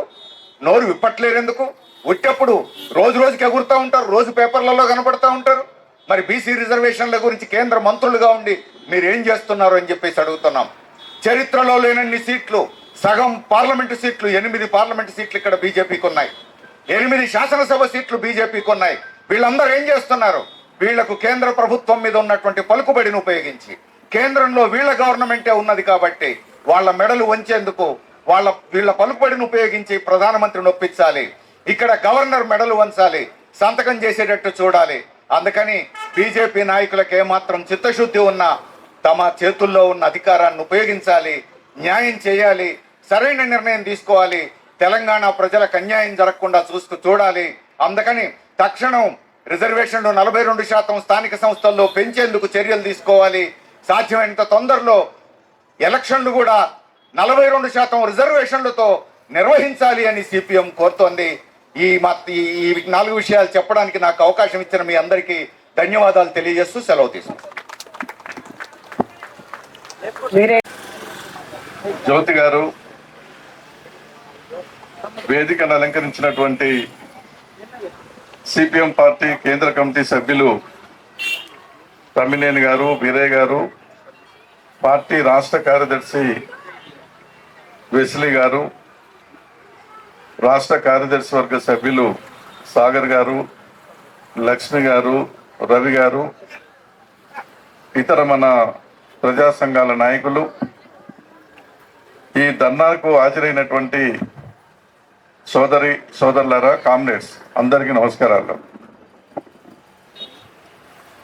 బీసీలకు 42% రిజర్వేషన్లు అమలు చేయాలని చెప్పేసి మన అసెంబ్లీలో తీర్మానం చేసి పంపించారు. దానిపైన ఏం నిర్ణయం తీసుకోకుండా దాన్ని నిర్లక్ష్యం చేయటం అనేది జరుగుతూ ఉంది. తర్వాత ఆర్డినెన్స్ అనేటువంటిది తీసుకొని అది గవర్నర్ గారికి పంపించారు. ఎందుకంటే స్థానిక ఎన్నికలు జరపాలి కాబట్టి లోకల్ బాడీ పాలక వర్గాలు లేక చాలా కాలమైంది. గ్రామ పంచాయతీలు కానీ, మున్సిపాలిటీలు కానీ పాలక వర్గాలు లేక, ఎన్నికలు లేక ప్రజలు చాలా ఇబ్బంది పడతా ఉన్నారు. ఏదన్నా సమస్య ఉంటే ఎవరికి చెప్పుకోవాలనో అర్థం కాని పరిస్థితి, అధికారులకు చెప్తే పట్టించుకునే పరిస్థితి లేదు, నిధులు కూడా మంజూరు కావట్లేదు. స్థానిక ఎన్నికలు జరుపుతూనే గ్రాంట్స్ కూడా కేంద్ర ప్రభుత్వం నుంచి మంజూరు కావడానికి అవకాశం ఉంటుంది. అందుకనే మేము తీర్మానం చేసి పంపించాం. దానిపైన పార్లమెంటులో చట్టం తీసుకురావట్లేదు. కనీసం ఈ ఆర్డినెన్స్ నన్న మీరు ఆమోదించి పంపండి అని గవర్నర్ పంపితే గవర్నర్ దాన్ని కూడా రాష్ట్రపతికి, ఢిల్లీకి పంపించడం అనేది జరిగింది. అది ఆర్డినెన్స్ది పెండింగ్ పెట్టారు, తీర్మానం చేస్తే చట్టం చేయకుండా పెండింగ్ లో పెట్టడం అనేది జరుగుతాం. ఇవాళ కేంద్రంలో ఉన్నటువంటి మోడీ ప్రభుత్వం ప్రజల కష్టాలు తీర్చడానికి కాదు, ప్రజలు ఎదుర్కొంటున్నటువంటి సమస్యల్ని పరిష్కారం చేయడానికి అసలే కాదు, ప్రజలకు ఉపయోగపడేటువంటి ఏ చట్టాన్ని కూడా, ఏ చట్టం వచ్చినా కూడా వాటిని బుట్టదాఖలు చేస్తా ఉన్నారు. రైతు వ్యతిరేక చట్టాలు తెచ్చారు, కార్మిక వ్యతిరేక చట్టాలు తెచ్చారు. 8 గంటల నుంచి 12 గంటలు పనిచేయాలి కార్మికులని, రైతుల పట్టగొట్టేటువంటి నల్ల చట్టాలు తీసుకొచ్చారు. వాళ్ళే ఉన్న తీసుకొచ్చారంటే నష్టాలకు కష్టాలకు ప్రజల్ని మరింత గురి చేయటానికి తప్ప ప్రజల కష్టాలు తీర్చడానికి ప్రజల మధ్య ఐక్యత పెంచడం కొరకు కాదు. మోడీ ప్రభుత్వం మూడోసారి మరి ఆయన అనేక మంది సహకారంతో అధికారంలోకి వచ్చిన తర్వాత ఈ 11 సంవత్సరాల కాలంలో చూస్తే మనం పరిశీలించుకుంటే ఒక్కటంటే ఒక్కటి దేశానికి సమాజానికి ప్రజలకు ఉపయోగపడేటువంటి ఏ ఒక్క మంచి కార్యక్రమం కానీ ఎజెండా కానీ చట్టాలు కానీ బిల్లులు కానీ తీర్మానం ఏమీ లేవు. ప్రజల మధ్య ఐక్యత లేకుండా మత విద్వేషాలు రెచ్చగొట్టే విధంగా ప్రాంతాల మధ్య చిచ్చు తీసుకొచ్చి తగాదాలు పెట్టి రెచ్చగొట్టేటువంటి పద్ధతుల్లో సామాన్య మధ్య తరగతి ప్రజల మీద విపరీతమైనటువంటి పన్నుల భారాలు వేసేటువంటి విధంగా జిఎస్టీ తీసుకొచ్చి ప్రభుత్వ రంగు ఆస్తులన్నిటిని కూడా హోల్సేల్గా అమ్మటానికి అనుకూలమైనటువంటి చట్టాలు, ఉన్న పరిశ్రమలు మూతపడటానికి వీలుగా ఉండేటువంటి చట్టాలు. కేంద్రంలో మోడీ సర్కార్ ప్రజల సమస్యలు పరిష్కారం చేయడం కొరకు కాదు, ప్రజల్ని ఐక్యంగా ఉంచటం కొరకు ఆలోచన చెయ్యరు. దేశాన్ని ఐక్యంగా ఉండటానికి కావాల్సిన ఆలోచనలు అలా బుర్రలో లేవు. దేశాన్ని ఏ రకంగా నాశనం చేయాలి, ఆర్థిక వ్యవస్థను ఎట్లా చిన్నాభిన్నం చేయాలి, ప్రజల మధ్య ఎట్లా చిచ్చు పెట్టాలి అని చెప్పేసి అనేక రకాల దుర్మార్గమైనటువంటి చట్టాలని దుర్మార్గమైనటువంటి ఆలోచనతోటి ఇవాళ పరిపాలన సాగించడం అనేది జరుగుతూ ఉన్నది. మహిళలకు 33% రిజర్వేషన్ అనేటువంటిది ఆమోదించారు, కానీ అమలు చేయరు. అది ఎప్పుడో అమలు చేస్తామని దాన్ని పక్కన పెట్టడం అనేది జరిగింది. నేను బీసీనే, నేను పేద వర్గాల నుంచి పేద కుటుంబం నుంచే వచ్చాను ఛాయవాలని చెప్పుకుంటే సిగ్గుపడాలి. నేను బీసీనే, నేను పేదవాడినే, నేను అది ఇదని చెప్పుకుంటారే సిగ్గుపడాలి. మరి ఎందుకు చేయటం లేదు? మీకు వచ్చిన కష్టం ఏంది? ఈ రాష్ట్ర ప్రభుత్వము కులగణన చేసి 42% రిజర్వేషన్ అమలు చేయడానికి వస్తే మీకు నొప్పేంటి? ఆర్థిక భారం మీ మీద ఏమైనా పడుతుందా? దీన్ని బేస్ చేసుకొని మీరు కూడా చేయొచ్చు కదా, కానీ చేయరు. ఎందుకంటే రాజకీయ ప్రయోజనాలే ముఖ్యం వాళ్ళకు. ప్రజల ప్రయోజనాలు కాదు, దేశ ప్రయోజనాలు కాదు, రాజకీయ ప్రయోజనాలు. మేము చెప్పిందే సాగాలి, మా విధానమే కొనసాగాలి, మా ఆలోచనలే ముందుకు పోవాలి. ఇంకెవ్వరు ఏది తీసుకొచ్చినా కూడా వాటిని అమలు చేయము, ఎప్పుడు కొట్టక సావాలి ప్రజలు అనేటువంటి దుర్మార్గమైనటువంటి పద్ధతుల్లో ఇవాళ కేంద్రంలో ఉన్న మోడీ సర్కార్ పరిపాలన సాగించడం అనేది జరుగుతూ ఉంది. ఇవాళ కోర్టు 3 నెలల్లో మీరు ఎన్నికలు జరపాలి అని చెప్పేసి కోర్టు ఆదేశించింది. తర్వాత ఆర్డినెన్స్ని తొక్కిపట్టారు, తీర్మానం చట్టం చేయటం లేదు.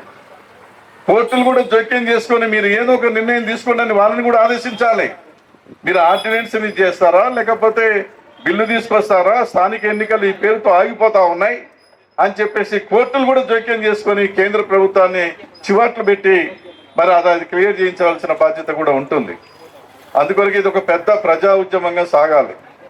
అందుకనే కాంగ్రెస్ పార్టీ వాళ్ళు ఒంటరిగా ఏదో పోయి ధర్నా చేయటం కాదు, కాంగ్రెస్ అందరినీ కలుపుకొని కూడా కేంద్ర ప్రభుత్వం మీద యుద్ధం చేయాలి, ఒత్తిడి తీసుకురావడానికి ప్రయత్నం చేయాలి. కాబట్టి ఇలా సిపిఎం పార్టీ ప్రత్యేకంగా ఇది ఒక న్యాయమైనటువంటి సమస్య కాబట్టి ఈ న్యాయమైనటువంటి సమస్యను కూడా ఈ రకంగా తొక్కిపట్టడం సరైనది కాదు. అందుకనే కేంద్ర ప్రభుత్వం వెంటనే నిర్ణయం తీసుకొని దీన్ని చట్టరూపకంగా తీసుకురావాలని చెప్పేసి ఇలా సిపిఎం పార్టీ పోరాటానికి సిద్ధంగా అవటం అనేది జరుగుతుంది. ఈ రాష్ట్రంలో ఉన్న బీజేపీ నాయకులకు ఏ మాత్రం చిత్తశుద్ధి ఉన్నా ఇలా రాష్ట్ర అధ్యక్షుడు కానీ పార్లమెంట్ సభ్యులు కానీ మంత్రులు కానీ మీరు వెంటనే ఈ రాష్ట్ర ప్రభుత్వం పంపించినటువంటి 42% దాన్ని చట్టం తీసుకురండి, అమలు చేయండి అని కేంద్రం మీద ఒత్తిడి తీసుకురావాలి. ఆ పని చేయకుండా వాళ్ళు ముస్లింలను తీసేస్తే ఏం మానవత్వం లేకుండా మాట్లాడుతూ ఉన్నారు. కాబట్టి మీ ఆలోచనలన్నీ కూడా తిక్క ఆలోచనలు, అవన్నీ కూడా మానుకోండి, దీన్ని బలపరచండి, కేంద్ర ప్రభుత్వం మీద ఒత్తిడి తీసుకురావడానికి ప్రయత్నం చేయండి. ఆ పని చేయకపోతే మాత్రం మీకు ఇప్పుడు వచ్చినటువంటి స్థానాలు వచ్చే ఎన్నికల్లో అవి కూడా ఏ మాత్రం రాకుండా పోయే పరిస్థితి ఉంటుంది తప్ప ఇంకోటి కాదని చెప్పి తెలియజేస్తూ ఇది అమలయ్యేదాకా జరిగే పోరాటాల్లో సిపిఎం పార్టీ ఉంటుందని చెప్పి తెలియజేస్తూ నాకు ఈ అవకాశం కల్పించినటువంటి కామ్రేడ్స్కు ధన్యవాదాలు.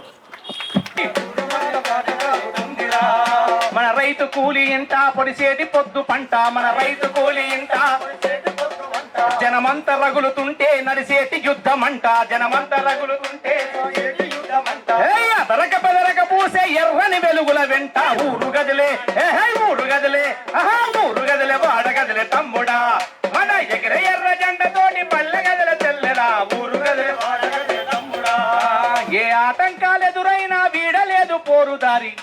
సభాధ్యక్షులు జ్యోతి గారు, ధర్నా కార్యక్రమంలో నాకంటే ముందు మాట్లాడిన తమ్మినేని గారు, వీరయ్య గారు, జూలకంటి రంగారెడ్డి గారు, అదే రకంగా మన పార్టీ రాష్ట్ర కార్యదర్శి జాన్ వెస్లీ గారు, రంగారెడ్డి మేడ్చల్ జిల్లా కార్యదర్శులు, పార్టీ రాష్ట్ర కమిటీ సభ్యులు, ఈ ధర్నాలో పాల్గొంటున్న పత్రికా మీడియా మిత్రులు, కామ్రేడ్స్ అందరికీ పేరు పేరున నమస్కారం. ఈ ధర్నా ఉద్దేశాన్ని చాలా వివరంగా నాకంటే ముందు మాట్లాడారు మన నాయకులు. 42% స్థానిక సంస్థల్లో విద్యా రిజర్వేషన్ల అడ్మిషన్లలో, అదే రకంగా ఉద్యోగాల్లో ఇప్పటిదాకా ఉన్నటువంటి రిజర్వేషన్ 23% ఉంది. గతంలో తెలంగాణ రాష్ట్రం రాకముందు మైనార్టీలతో కలిపితే 29% రిజర్వేషన్ ఉంది. తెలంగాణ రాష్ట్రం వచ్చిన తర్వాత 29% నుంచి 50%కి మించి ఉండడానికి వీలు లేదని చెప్పి 23% రిజర్వేషన్లను కుదించారు. 23% రిజర్వేషన్లని కుదించినటువంటి వాళ్ళు మాట్లాడుతున్నారు. అదే సందర్భంలో బీజేపీ మైనార్టీల పేరు చెప్తుంది. వాస్తవంగా బీజేపీ ఆర్ఎస్ఎస్ జీన్స్లోనే బీసీల పట్ల వ్యతిరేకత అణువణువున దాంట్లో ఉంది. ఈరోజు కాదు, ఈరోజు తెలంగాణ రాష్ట్రంలో 23% ఉన్నటువంటి బీసీ రిజర్వేషన్లని 42%కి పెంచుతున్నారు. కాబట్టి ముస్లింలు అనేటువంటి ఒక అంశాన్ని తీసుకొని వచ్చేసి బీసీల రిజర్వేషన్లకు వ్యతిరేకంగా వాళ్ళ ఆందోళన చేస్తున్నారు. ఈరోజు కాదు, మొత్తం భారతదేశంలోనే బీసీలుగా ఉన్నటువంటి వాళ్ళు అనేక కులాలు ఉన్నాయి, ఉపకులాలు ఉన్నాయి, తరతరాలుగా అణచివేతకు గురవుతున్నారు. ముఖ్యంగా సంచార జాతులున్నాయి, సేవా కులాలున్నాయి. ఇవన్నీ కనీసం ఒక నివాసం కూడా లేనటువంటి పరిస్థితి ఉంది. ఒక విద్యాలయానికి వెళ్ళి చదువుకునేటువంటి అవకాశం లేనటువంటి పరిస్థితి ఉంది. వీటన్నింటి మీద మండల్ కమిషన్ ఒక రిపోర్టుని ఇస్తే ఆ రిపోర్టు ఆధారంగా 27% రిజర్వేషన్లు బీసీలకు అమలు చేయాలనేటువంటి ఒక నిర్ణయాన్ని ఆ రోజు విపి సింగ్ గవర్నమెంట్ నిర్ణయం తీసుకుంటే, ఈ మండల్ కమిషన్కు వ్యతిరేకంగా, మండల్ కమిషన్ ఇచ్చినటువంటి రిపోర్టుకు వ్యతిరేకంగా ఆ రోజు కమండల్ యాత్రని వాళ్ళు ఆ రోజు బీజేపీ మొదలుపెట్టింది. ఆ రోజు మొత్తం భారతదేశ వ్యాప్తంగా అనేక రాష్ట్రాల్లో ఒక గొడవని సృష్టించింది. ఆ రోజు రాముడి పేరుతో యాత్రని నిర్వహించుండొచ్చు, కానీ ఆ రోజు ప్రధానంగా వారు తీసుకున్నటువంటిది, ఈ రోజు బీసీల కోసం తీసుకున్నటువంటి నిర్ణయం ఏదైతుందో దానికి వ్యతిరేకంగా వారు రోజు ఆందోళన నిర్వహించారు. సేమ్ ఆ రోజు భారతదేశ వ్యాప్తంగా బలహీన వర్గాలకు, వెనుకబడినటువంటి తరగతులకు రిజర్వేషన్లు విద్యారంగంలో, ఉద్యోగాల్లో ఇవ్వడానికి నిర్ణయం చేసినప్పుడు దానికి వ్యతిరేకంగా వాళ్ళు ఆందోళన నిర్వహించారు. ఈ రోజు తెలంగాణ రాష్ట్రంలో 23%కి కుదించినటువంటి బీసీ రిజర్వేషన్లని 42%కి పెంచినటువంటి సందర్భంలో ఈ రిజర్వేషన్లకు వ్యతిరేకంగా వాళ్ళు కొట్లాడుతున్నారు. మాట ఏదైనా చెప్పొచ్చు, ఆ రోజైనా ఈ రోజైనా బీసీలకు వ్యతిరేకంగా ఈరోజు బీజేపీ మాట్లాడుతుంది. బీజేపీలో ఉండేటువంటి బీసీ సోదరులందరికీ మేము విజ్ఞప్తి చేస్తున్నాం, మీరందరూ అందులో ఉండి పనిచేస్తున్నారు. ఈరోజు మీరు అక్కడ ప్రశ్నించగలగాలి, ఎందుకని ఈరోజు మీరు వ్యతిరేకిస్తున్నారు. 50%కి మించకూడదని చెప్పి ఆ రోజు అన్నప్పుడు భారతదేశ వ్యాప్తంగా కూడా సుప్రీంకోర్టు తీర్పు ఉంది కదా, దాంట్లో ఇప్పుడు అదనంగా ఈడబ్ల్యూఎస్ రిజర్వేషన్లు 10% వచ్చినప్పుడు మీరేం నోరు తెరవలేదు కదా, లేదా అప్పుడు సుప్రీంకోర్టు తీర్పు అడ్డం రాలేదా, అప్పుడు మాట్లాడలేదు బీజేపీ నాయకులు. ఈ రోజు మనం అడుగుతున్నాం, నిజంగానే మీకు ఈ విషయంలో గనక చిత్తశుద్ధి ఉంటే, నిజంగానే ఈరోజు కేంద్రంలో అధికారంలో మీరున్నారు, ఇక్కడ నుంచి 2 కేంద్ర మంత్రులు ఉన్నారు, 8 మంది పార్లమెంటు సభ్యులు ఉన్నారు. యాక్చువల్ గా సకాలంలో వెంటనే ఇక్కడ నిర్ణయం జరిగింది. మేమందరం అత్యధిక మంది జనాభా ఉన్నాము, మేమందరం కూడా బీజేపీలో ఉండి పనిచేసినాం, ఓట్లేసినాం, గెలిపించినాం.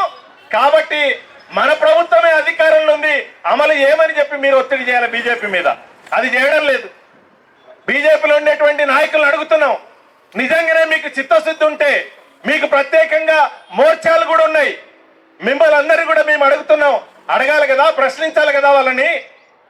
ఈరోజు ఆ పేరు చెప్పి, మైనార్టీల పేరు చెప్పి చాలా వివరాలు మన వాళ్ళు మాట్లాడు. మైనార్టీలో వెనుకబడినటువంటి వాళ్ళు ఉన్నారు, అత్యంత సేవా కులాలుగా ఉండేటువంటి వాళ్ళు దాంట్లో ఉన్నారు. అది వాళ్ళు కూడా దీనికి అర్హులని గుర్తించిన తర్వాతనే దీంట్లో చేర్చారు. దాన్ని పక్కన పెట్టి ఆ పేరు చెప్పి మీరు చేస్తున్నటువంటి వ్యవహారం అంతా, మీరు నిర్వహిస్తున్నటువంటి ధర్నాలంతా బీసీలకు ఇస్తున్నటువంటి ఒకేసారి దాదాపు రెట్టింపుగా 19% రిజర్వేషన్లు పెరిగితే విద్యారంగంలో ఇప్పుడు మెడికల్ సీట్లలో, ఇంజనీరింగ్లలో, మంచి కోర్సులలో ఎక్కువ మందికి అవకాశాలు వస్తాయి. లేదు ఉద్యోగ ఖాళీలు ప్రభుత్వ రంగంలో భర్తీ అవుతున్నటువంటి ఉద్యోగాలలో ఆ మేరకు ఒక 19% ఉద్యోగాలు పెరుగుతాయి. రేపు లోకల్ బాడీ ఎన్నికలలో రిజర్వేషన్లు అమలైతే 42%, రేపు సర్పంచ్లు కావచ్చు, ఎంపీటీసీలు కావచ్చు, జడ్పీటీసీలు కావచ్చు, లేదా మున్సిపల్ కౌన్సిలర్లు కావచ్చు, కార్పొరేటర్లు కావచ్చు, వీళ్ళందరికీ ఆ రకమైనటువంటి అవకాశం వస్తుంది.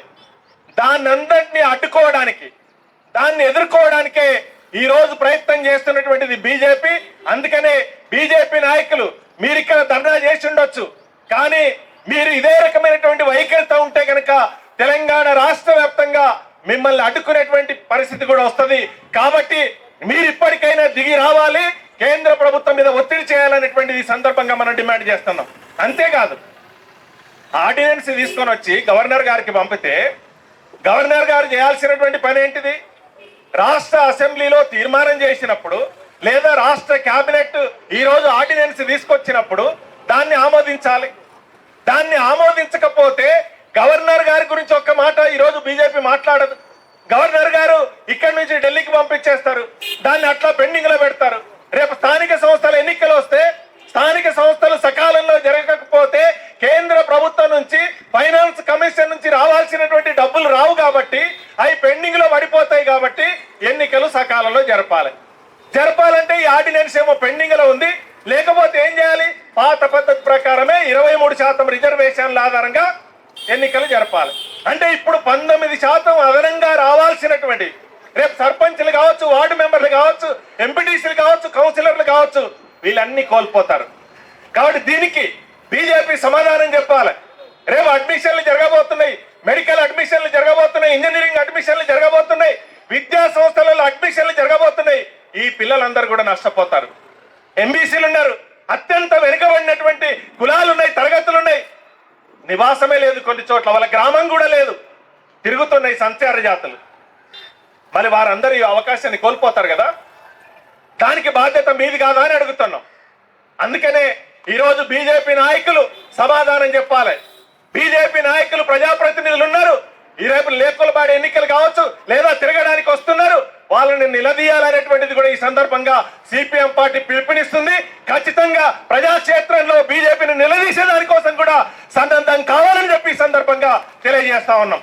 అంతేకాదు, మీరు నాయకులు మాట్లాడుతున్నారు, అనేక సామాజిక అంశాల గురించి మాట్లాడుతున్నారు, కానీ ఆచరణలు మాత్రం దీనికి మీరు వ్యతిరేకంగా ఉన్నారనేటువంటిది కరాఖండిగా కనబడుతుంది. అందుకనే మీరు చేసేటువంటి దానికి వ్యతిరేకంగా ఖచ్చితంగా సిపిఎం పార్టీ ఈరోజు హైదరాబాద్ రాజధానిలో ధర్నా నిర్వహిస్తుంది. జిల్లా కేంద్రాల్లో జరుగుతాయి, మండల కేంద్రాల్లో జరుగుతాయి, అవసరమైతే మహోద్యమంగా ఇది కొనసాగుతుంది. కాబట్టి మీరు దీని నుంచైనా గుణపాఠం తీసుకోవాలని చెప్పి ఈ సందర్భంగా కోరుతున్నాం. అదే సందర్భంగా మా నాయకులు చెప్పారు, కాంగ్రెస్ పార్టీ మీరు వెళ్ళారు ఢిల్లీ దాకా, ఈరోజు ట్రైన్లు వేసుకొని పోయి ఢిల్లీలో ధర్నా చేస్తున్నారు. ఇక్కడ అన్ని రాజకీయ పార్టీలు ఉన్నాయి, వ్యతిరేకం ఎవరు, సానుకూలంగా ఎవరు అనేటువంటి తేలిపోతుంది కదా. మొత్తం అఖిలపక్ష రాజకీయ పార్టీలన్నింటినీ ఢిల్లీకి తీసుకెళ్లాలి కదా. మీరు మాత్రమే తీసుకెళ్తే అవుతుందని కాదు కదా. కేంద్రం మొండిగా ఉంది, బీజేపీ విధానపరంగానే దీనికి వ్యతిరేకంగా ఉంది. కానీ అన్ని రాజకీయ పార్టీలు ఎవరు అనుకూలంగా ఉంటారు, వ్యతిరేకంగా ఉంటారు అనేటువంటిది కూడా తేలుతుంది. కాబట్టి అందరినీ కలుపుకొని కేంద్రం యొక్క మెడలు వంచేదాని కోసం సన్నద్ధం కావాల్సినటువంటి అవసరం ఉంది. ఆ రకంగా కాంగ్రెస్ తెలంగాణ ప్రభుత్వం కూడా ముందుకు రావాలని చెప్పి సందర్భంగా కోరుతూ నాకు ఈ అవకాశం ఇచ్చినందుకు పేరు పేరున ధన్యవాదాలు తెలియజేస్తూ సెలవు. నమస్కారం.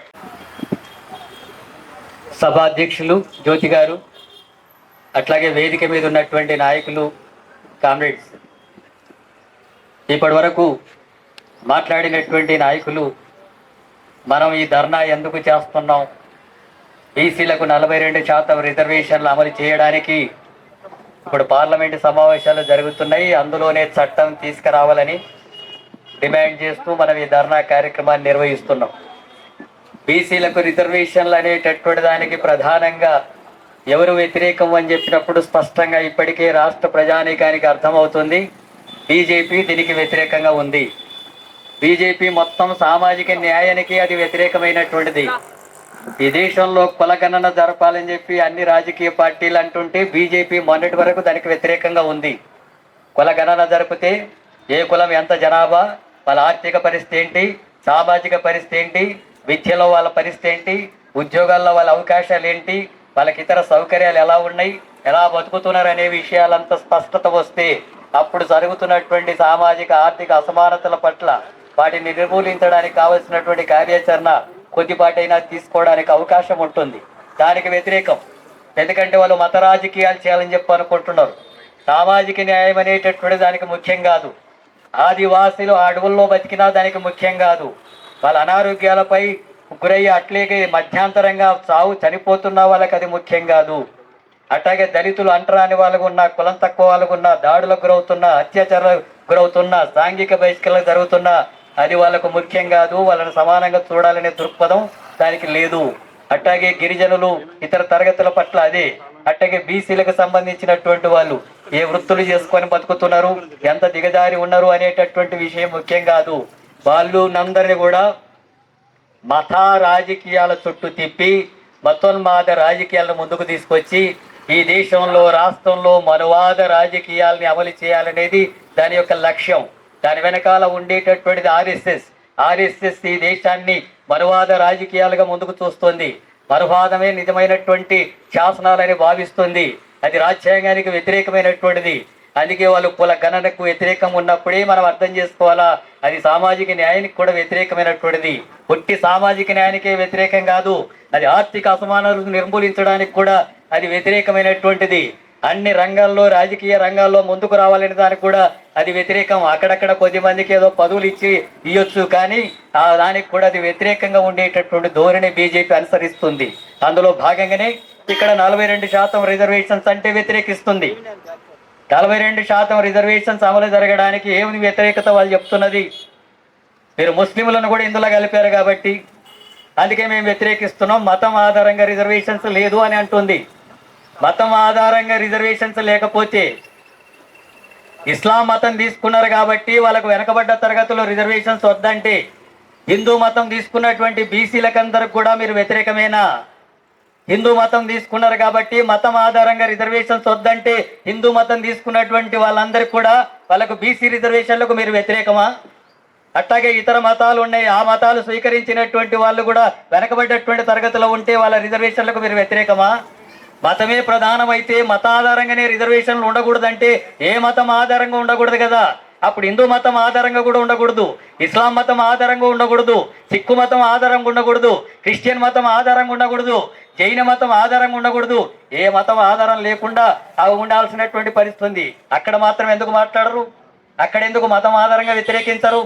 ఆ రకంగా ద్వంద్వ వైఖరిని అనుసరిస్తుంది. అది మతోన్మాద రాజకీయాల్ని, హిందుత్వ రాజకీయాల్ని పెంచి పోషించేటటువంటి వైఖరి అనుసరిస్తుంది. మైనార్టీలు బీసీ రిజర్వేషన్స్ అమలు చేస్తే, బీసీలు అంటే వెనకబడ్డటువంటి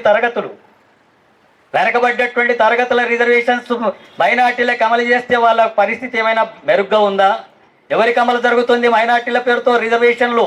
బాగా డబ్బున్నోళ్ళక, భూస్వాములక, కోటీశ్వర్లక, ధనవంతులక, అరగారినటువంటి తరగతులకు కదా, దూదేకుల వాళ్ళకు కదా, ఎలుగుబంట్లు పట్టుకొని ఊరు తిరిగేటటువంటి సంచార జాతులకు కదా, అత్తరు అమ్ముకొని బతికే బస్టాండ్ల చుట్టూ అమ్ముకునేటటువంటి వాళ్ళకు కదా, బెడ్లు అవన్నీ కూడా బొంతలు కొట్టుకొని బతుకుతున్నటువంటి పేదవాళ్ళకు కదా, వాళ్ళకి రిజర్వేషన్స్ ఇస్తే నీకెందుకు బాధ? వాళ్ళు సర్పంచులు ఎంపీటీసీలు అయితే నీకెందుకు కడుపు మంట? వాళ్ళు మనుషులు కాదా? ఈ భూమి మీద పుట్టలేదా? ఇక్కడనే వాళ్ళు ఆర్థికంగా అసమానాలకు గురవుతుంటే మతం కాబట్టి వద్దంటారా? మతం కాబట్టి వాళ్ళకు విద్య వద్దా? మతం కాబట్టి వాళ్ళకు ఉద్యోగాలు వద్దా? మతం కాబట్టి రిజర్వేషన్లు వద్దా? మతం కాబట్టి వాళ్ళు బతకకూడదా? మతం కాబట్టి పేదలుగా ఉండాలనా? సంచార జీతులుగానే ఉండాలనా? ఏ మనుషులు ఇది? ఏ మనస్తత్వం ఇది? కనీసమైన జ్ఞానం ఉండాలి కదా, కనీసమైన మనిషి మానవత్వం ఉండాలి కదా. వీళ్ళు కూడా మనుషులు కదా, వీళ్ళు కూడా రోడ్ల మీద బతుకుతున్నారు కదా, పేదవాళ్ళుగా ఉన్నారు కదా, సాటి మనుషులు కదా, నా ఊర్లోనే ఉంటున్నారు కదా, మన పక్కలనే ఉంటున్నారు కదా అనేటటువంటి మానవత్వం లేనటువంటి దృక్పథం ఆర్ఎస్ఎస్ ఉంటుంది. ఆర్ఎస్ఎస్ అదే నేర్పుతుంది. ఆ బీసీలకు కూడా కొంతమందికి అర్థం కాక బీజేపీ వెనకాల ఉంటున్నారు. అర్థం చేసుకోవాలా, అది మనువాద పార్టీ. మనువాదం అంటే శూద్రులందరూ కూడా చదువుకునే హక్కు ఉండకూడదు అనేది, శూద్రులందరూ కూడా పాలకులుగా ఉండకూడదు అనేది, శూద్రులకు ఆస్తి హక్కు ఉండకూడదు అనేటటువంటిది అదే కొనసాగుతుంది. ఇప్పుడు ఆ రకమైనటువంటి వైఖరి ఆధారంగా అది వ్యతిరేకిస్తుంది. ఆ రూపంలో అది బీజేపీ మాట్లాడేటటువంటి విషయాన్ని మనం అర్థం చేసుకోవాల్సిన అవసరం ఉంది. వాళ్ళు కూడా పేదవాళ్ళు, వెనకబడ్డ తరగతులు, సంచార జాతులుగా ఉన్నారు, అర్హులుగా ఉన్నారు. అందుకే వాళ్ళకి అమలు చేయాలని సిపిఎం పార్టీ కూడా డిమాండ్ చేస్తూ ఉంది. అట్లాగే వాళ్ళు అంటున్నారు ఈ రకంగా ఇవ్వడానికి వీల్లేదని. మరి గుజరాత్లో మన వాళ్ళు ఇంత కూడా చెప్పారు. గుజరాత్లో ఎందుకు అమలు చేస్తున్నారు?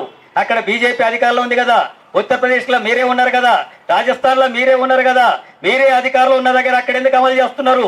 ఇక్కడ ఎందుకు వ్యతిరేకిస్తున్నారు? ఇక్కడ మాత్రం మాట్లాడుతున్నారు, ఆచరణకు వచ్చే వరకు అంతా కూడా ఇక్కడ వ్యతిరేకంగా మాట్లాడుతున్నారు. ఇక్కడ అంతా కూడా ముస్లింల పేరుతో ఈ పేరుతో అడ్డుకోవడం కాదు, బీసీల రిజర్వేషన్లకి అది వ్యతిరేకమైనటువంటి పార్టీగా ఉంది. ఆ విషయాన్ని మనం స్పష్టంగా అర్థం చేసుకోవాల్సిన అవసరం ఉంది. బండి సంజయ్ కానీ అట్లాగే కిషన్ రెడ్డి కానీ 8 మంది ఎంపీలు ఉన్నారు. పార్లమెంటులో ఎందుకు మాట్లాడరు? ఒకవేళ వాళ్ళు అంటున్నారు రాష్ట్రమే చేసుకోవచ్చు కదా, రాష్ట్ర ప్రభుత్వమే నాటకం ఆడుతుంది అంటున్నారు. కేంద్రానికి బిల్లు పంపించింది, బిల్లు పంపిస్తే మీరు అమలు చేయడం లేదు. మీరు అమలు చేయలేదు కాబట్టి రాష్ట్ర ప్రభుత్వం ఏం చేసింది? ఆర్డినెన్స్ తెచ్చింది. ఆర్డినెన్స్ గవర్నర్కు పంపించింది. గవర్నర్ ఆమోదించవచ్చు కదా, ఆమోదించింటే ఎన్నికలు జరిగి ఉండేవి కదా, ఆమోదించింటే ఎన్నికలు జరిగి ఉండేవి, అందరికి అవకాశాలు వచ్చాయి కదా. సంవత్సరానికి 11,000 కోట్ల రూపాయలు మన రాష్ట్రానికి రావాల్సినటువంటివి రాకుండా పోతున్నాయి కదా. అందుకు బీజేపీ అడ్డుపడుతుంది కదా. గవర్నర్ ఎవరు ఆపారు? బీజేపీ కదా ఆపింది. గవర్నర్ ఆమోదించింటే ఆర్డినెన్స్ రాష్ట్ర ప్రభుత్వమే అమలు చేసుకునేటటువంటిది కదా. ఇక్కడ అడ్డుపడతారు, అక్కడ అమలు చేయరు. బీసీల తరఫున మాట్లాడతామంటారు. బీసీల ఓట్లు కావాలా, సీట్లు కావాలా, అధికారం కావాలా, అన్ని కావాలా, కానీ వాళ్ళకు రిజర్వేషన్స్ మాత్రం ఉండకూడదని చెప్పి అంటుంది బీజేపీ. ఆ రూపంలో బీజేపీ అడ్డుకునేటటువంటి వైఖరిని కొనసాగిస్తుంది కాబట్టి మనం వ్యతిరేకిస్తున్నాం. ఆ రూపంలో వ్యతిరేకంగా ఉండేటటువంటి శక్తులంతా కూడా కలుపుకొని ఈ ఉద్యమం చేయాల్సినటువంటి అవసరం ఉంది. బీజేపీ విషయాన్ని ప్రజలకు అర్థం చేయించాల్సిన అవసరం ఉంది. గ్రామ గ్రామాన బీసీల రిజర్వేషన్లకు వ్యతిరేకంగా బీజేపీ వ్యవహరిస్తున్నటువంటి విషయాన్ని చెప్పాల్సినటువంటి అవసరం ఉంది. మొత్తం ముసుగులో సామాజిక న్యాయానికి వ్యతిరేకంగా ఉండేటటువంటి విషయాల్ని అమలు చేస్తున్నటువంటి ధోరణిని కూడా మనం చెప్పాలా. ఇప్పటికైనా బీజేపీ మంత్రులకి, కిషన్ రెడ్డికి, బండి సంజయ్కి అట్టగే 8 మంది ఎంపీలు ఉన్నారు. ఏం చేయడానికి ఉన్నారు మీరు? ఎవరు ఓట్లతో అధికారం వచ్చారు? మీరు అధికారంలోకి వచ్చిన తర్వాత బీసీల రిజర్వేషన్లకు ఎందుకు వ్యతిరేకంగా ఉంటున్నారు? ఎందుకు అడ్డుపడుతున్నారు? ఇప్పటికైనా విధానాన్ని మార్చుకొని కేంద్రం మీద ఒత్తిడి తీసుకురావండి, మోడీ మీద ఒత్తిడి తీసుకురండి, కేంద్రం అమలు జరిగేటట్టుగా చూడండి. చూడకపోతే మీరు రాజీనామా చేసి ఇంట్లో కూర్చోండి. ఇంట్లో కూర్చుంటే అప్పుడు మీ సమస్య పరిష్కారం అవుతుంది. లేకపోతే తప్పకుండా రాష్ట్ర ప్రజానీకం వీటన్నిటి కూడా గమనిస్తారు. తప్పకుండా గ్రామ గ్రామాన మిమ్మల్ని వ్యతిరేకించేటటువంటి పరిస్థితి వస్తుందని చెప్పి హెచ్చరిస్తున్నాను.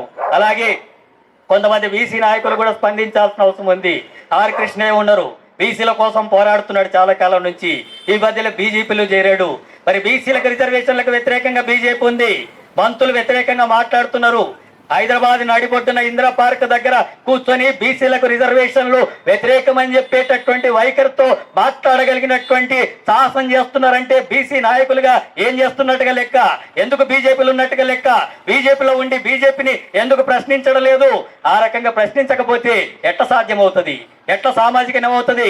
ఎట్లా బీసీ నాయకులు అవుతారు? బీసీ నాయకులు అయితే బీసీల హక్కులకు వ్యతిరేకంగా ఉంటారా? మనువాదానికి అనుకూలంగా ఉంటారా? మతోన్మాద రాజకీయాలకి అనుకూలంగా ఉంటారా? స్పందించాల్సిన అవసరం ఉంది. మందకృష్ణ కూడా స్పందించాలా. మందకృష్ణ సామాజిక న్యాయం కోసం పోరాడతారు కదా. దళితుల కోసమే కాక ఇప్పుడు అన్ని కులాల కోసం చేస్తానని అంటున్నాడు కదా. బీసీలకు బీజేపీ వ్యతిరేకంగా ఉంది, బీసీ రిజర్వేషన్లకు బీజేపీ వ్యతిరేకిస్తుంది. అన్ని కులాలకు న్యాయం కావాలని చెప్పి అంటే మందకృష్ణ కూడా స్పందించాలా, మందకృష్ణ కూడా బీజేపీ మీద ఒత్తిడి తీసుకురావాలా. ఆర్ కృష్ణయ్య, మందకృష్ణ, ఇతర వెనకబడ్డటువంటి తరగతుల హక్కుల కోసం పోరాడేటటువంటి శక్తులంతా కూడా బీజేపీకి వ్యతిరేకంగా పోరాడాల్సినటువంటి అవసరం ఉంది. అలాంటి పోరాటాలు తీసుకొస్తేనే బీజేపీ ఈ సమస్య పరిష్కారానికి దారి తీస్తుంది. లేకపోతే మనమంతా కూడా ఈ రకమైనటువంటి ఉద్యమాలు జరుపుతున్నా వాళ్ళు అక్కడ మద్దతు ఇస్తూ ఉంటే సామాజిక న్యాయం అమలు జరగడం లేదా రిజర్వేషన్స్ అమలు జరగడం అనేటటువంటిది సాధ్యం కానటువంటి విషయం. ఆ విషయాన్ని కూడా అర్థం చేసుకోవాల్సినటువంటి అవసరం ఉంది. యూనివర్సిటీల్లో ఉండేటటువంటి విద్యార్థులు, మేధావులు ఆలోచించాలా. అట్లాగే సామాజిక న్యాయం కోసం మాట్లాడేటటువంటి మేధావులంతా కూడా ఆలోచించాలా. ఇప్పుడు బయటికి రావాలా, గలం విప్పాలా, బీజేపీ విధానాలను వ్యతిరేకించాలా, మనువాద రాజకీయాలను వ్యతిరేకించాలా. తెలంగాణ రాష్ట్రంలో బీజేపీకి పుట్టగతులు ఉండవు అనేటటువంటి పద్ధతుల్లో ఉద్యమాన్ని నడపాలి కదా. అలాంటి పద్ధతుల్లో ప్రజల దగ్గర వెళ్ళాలి కదా. ప్రజలకు చైతన్యం చేస్తున్న బాధ్యత మన మీద అంతా ఉంది కదా. మనకు వ్యతిరేకమైన పార్టీ ఎట్లా ఉంటది? మనకు వ్యతిరేకంగా ఉన్నటువంటి పార్టీ కేంద్రంలో అధికారంలో ఉంది, రాష్ట్రంలో కూడా పెరగాలనుకుంటుంది, రాష్ట్రంలో కూడా అధికారంలోకి రావాలనుకుంటుంది. మరి అలాంటి పార్టీ అధికారంలోకి వస్తే ఇక పరిస్థితులు ఇంత దారుణంగా ఉంటాయో మనం అర్థం చేసుకోవచ్చు. అందుకని దాన్ని వ్యతిరేకించాల్సినటువంటి అవసరం ఉంది. అట్లాగే రాష్ట్ర ప్రభుత్వం ఆర్డినెన్స్ తెచ్చాం కాబట్టి, మేము కేంద్రానికి పార్లమెంటుకు బిల్లు పంపించాం కాబట్టి ఇది అమలు జరపడం లేదని చెప్పి కేంద్ర ప్రభుత్వం మీద ఈరోజు ఢిల్లీలో ధర్నా చేయడానికి పోతున్నారు. మంచిదే, ధర్నా చేయడం మంచిదే, కేంద్రంతో పోరాడడం కూడా మంచిదే. కానీ ఎట్లా పోరాటం జరగాల? అంటే రాష్ట్రంలో ఉండేటటువంటి ఐక్యంగా ఉండేటటువంటి శక్తులంతా కూడా కలుపుకొని పోవాలి కదా. అది సాధించాలనే చిత్తశుద్ధి కాంగ్రెస్ కుంటే, నిజంగానే 42% రిజర్వేషన్స్ ఆ సాధించాలనేటటువంటి వైఖరి తనకు ఉంటే కేవలం ఆర్డినెన్స్ వరకే పరిమితం కాకూడదు కదా. ఆర్డినెన్స్ బీజేపీ అమలు చేయదని తెలుసు కదా, గవర్నర్ బీజేపీ చెప్పిందే వింటాడని తెలుసు కదా. అది అమలు జరగకుండా అడ్డుపడుతుంది అన్నప్పుడు ఢిల్లీలో మీరు మాత్రమే ధర్నా చేస్తే ఎట్లా సాధ్యం అవుతుంది? రాష్ట్రంలో ఉన్న అఖిల పక్షాన్నంతా కూడా కలుపుకెళ్ళాలి కదా. సామాజిక న్యాయం కోసం నిలబడేటటువంటి సంఘాలని, సంస్థలంతా కూడా కలుపుకొని పోవాలి కదా. దేశంలో బీజేపీ వ్యతిరేకంగా బీసీల రిజర్వేషన్లకు అనుకూలంగా ఉండేటటువంటి పార్టీలంతా కూడా కలవాలి కదా. వాళ్ళందరూ కూడా కలుపుకొని మద్దతు తీసుకోవాలి కదా. వాళ్ళందరి మద్దతుతో చేస్తే కదా కేంద్రం మీద ఒత్తిడి పెరిగేది. అవకాశవాద రాజకీయాలని కాంగ్రెస్ కూడా మానుకోవాలా. సమస్యను పరిష్కరించేటటువంటి వైఖరి సరిగ్గా ఉండాలా. కేవలం మా మీద ఎలాంటి బాధ్యత లేదు, మేము చేయాల్సినంత కూడా చేశాం అని చెప్పి తప్పించుకునేటటువంటి ధోరణి అనుసరిస్తే కాంగ్రెస్ పార్టీ కూడా ప్రజలు తగిన గుణపాఠం చెప్తారు. ఇప్పటికీ ఆ రకంగా జరుగుతుంది. ఇప్పటికైనా రేవంత్ రెడ్డి ముఖ్యమంత్రి ఈ సమస్యను పరిష్కరించాలంటే ఐక్యంగా ఉద్యమాన్ని ముందుకు తీసుకెళ్లేటటువంటి ప్రయత్నం చేస్తే, అలాంటి ఐక్య పద్ధతిలో బీజేపీ మతోన్మాద రాజకీయాలకు అట్లాగే 42% రిజర్వేషన్ల అమలు కోసం ఆందోళన పోరాటాలు తీసుకుంటే, కేంద్రం మీద కూడా అలాంటి ఒత్తిడి తీసుకుంటే సిపిఎం పార్టీ తప్పకుండా మద్దతిస్తుంది, అండగా నిలబడుతుంది, ఆ పోరాటంలో భాగమవుతుంది. అవకాశవాదంగా వివరిస్తే కాంగ్రెస్ రాజకీయాలను కూడా ఎండగట్టడానికి వెనకాడబోము. ఇప్పటికైనా ముఖ్యమంత్రి ఆ పద్ధతుల్లో ఆలోచించి ఈ సమస్య పరిష్కారం కోసం ఐక్య ఉద్యమాన్ని ముందుకు తీసుకురావాలని చెప్పి కోరుతూ ఈ అవకాశం ఇచ్చినందుకు మీ అందరికి కూడా ధన్యవాదాలు తెలియజేస్తూ ముగిస్తున్నాను. స్థానిక సంస్థల్లో విద్యా ఉద్యోగ రంగాల్లో 42% బీసీలకు రిజర్వేషన్లు అమలు చేయాలని ఈ రాష్ట్ర ప్రభుత్వం తీసుకొచ్చినటువంటి ఆర్డినెన్స్ని పార్లమెంట్లో చట్టం చేసి 9వ షెడ్యూల్లో చేర్చాలని చెప్పి సిపిఐఎం పార్టీ ఈ మహాధర్నా చేపట్టింది. వీటితో పాటు ఈరోజు ఈ రాష్ట్రంలో ఉన్నటువంటి 2 మంది ఎంపీలు, మంత్రులు, 8 మంది ఎంపీలు ఉన్నారు. కేంద్ర ప్రభుత్వం మీద పోరాడండి లేదా రాజీనామా చేయండి అని చెప్పి డిమాండ్ చేస్తూ ఈ మహాధర్నా జరిగింది. ఈ మహాధర్నాకు పెద్ద ఎత్తున కదిలిచ్చినటువంటి సిపిఐఎం పార్టీ శ్రేణులకు మేము అభినందనలు తెలియజేస్తా ఉన్నాం. ఇప్పుడే కాదు, గతంలో స్థానిక సంస్థలు 34 నుంచి 11% తగ్గినప్పుడు కూడా సిపిఐఎం పార్టీ మాత్రమే అన్ని కలెక్టరేట్ల ముందు పెద్ద ఎత్తున ఆందోళన చేసి 34% ఉంచాలని చెప్పి తగ్గించినప్పుడు కూడా పోరాడిన పార్టీ కూడా సిపిఐఎం పార్టీ. ఆ రోజు బీజేపీ ఎక్కడ కూడా దాని మీద మాట్లాడలేదు, కాంగ్రెస్ ఎక్కడ కూడా మాట్లాడలేదు. ఆనాడు బీఆర్ఎస్ అధికారంలో ఉంది, అప్పుడు కూడా బీసీల పక్షాన పోరాడింది కూడా సిపిఐఎం పార్టీ. ఇప్పుడు కూడా ఆ రకంగానే బీజేపీ చేసినటువంటి నాటకాన్ని ఎండగడుతూ రేపు రాబోయే రోజుల్లో గ్రామ పురాణాలలో కూడా పెద్ద ఎత్తున ఈ రాష్ట్రంలో వెనుకబడ్డ తరగతులని, పేదలందరూ కూడా ఐక్యం చేసి ఆర్డినెన్స్ ని అమలు చేసేదాకా ఈ సందర్భంగా పోరాడుతామని చెప్పి కూడా అందుకోసం ఈ ధర్నాకు హాజరైనటువంటి పెద్దలు సిపిఐఎం పార్టీ రాష్ట్ర కార్యదర్శి జానీ వెస్లీ గారు, కేంద్ర కమిటీ సభ్యులు తమ్మినేని గారు, వీరయ్య గారు, సభాధ్యక్షులు జ్యోతి గారు, సెక్రటేరియట్ సభ్యులు, వివిధ జిల్లాల నుంచి హాజరైనటువంటి వాళ్ళు, మేడ్చల్, రంగారెడ్డి, హైదరాబాద్ సౌత్, మెదక్, భువనగిరి, రంగారెడ్డి, అన్ని జిల్లాల నుంచి హాజరైనటువంటి ప్రజా సంఘాలు, పార్టీ కార్యకర్తలందరికీ కూడా రాష్ట్ర కమిటీ పక్షాన విప్లవ తెలియజేస్తూ ఈ కార్యక్రమాన్ని ముగిస్తా ఉన్నాం.